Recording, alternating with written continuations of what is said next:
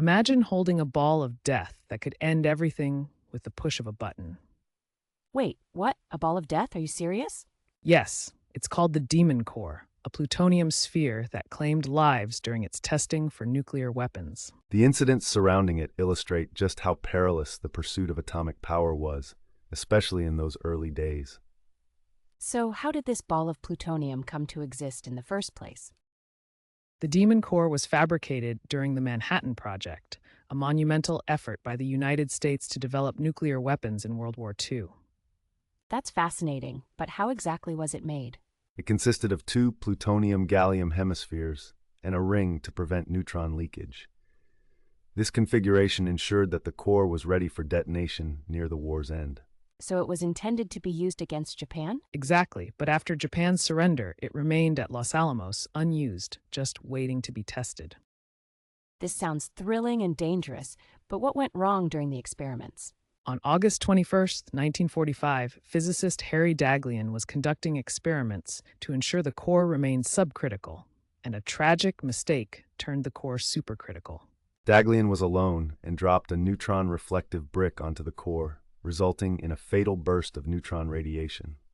How did that happen? Was there no safety protocol? Unfortunately, the experiments involved a fine balance, and even a minor mistake could have catastrophic consequences. Daghlian took a lethal dose and passed away 25 days later. That's horrifying. Wasn't there a second incident? Yes, just under a year later, on May 21st, 1946, physicist Louis Slotin faced a similar fate during another test with the core. Slotin was using two beryllium reflectors manually. When his screwdriver slipped, the reflectors closed around the core, making it supercritical. No way. What happened next? An intense flash of light erupted, and Slotin received a lethal dose of radiation.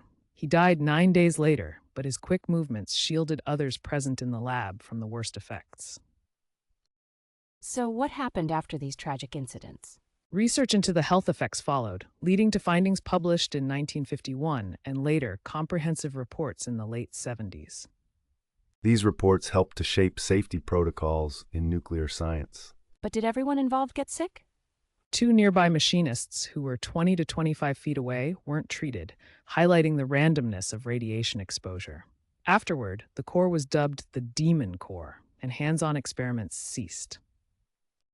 What became of the Demon Core after all this? It was originally slated for use in the Operation Crossroads tests, but was sidelined due to safety concerns. Eventually, the core was melted down in the summer of 1946. Its material recycled for future nuclear cores. What a journey. But I'm curious, could something like this happen again? That's the question we must ask as we ponder the future of nuclear technology. Listeners, if you have insights or know more about this topic, please share in the comments. Indeed, and as we continue to explore, the implications of this history serve as a cautionary tale for the future of atomic science.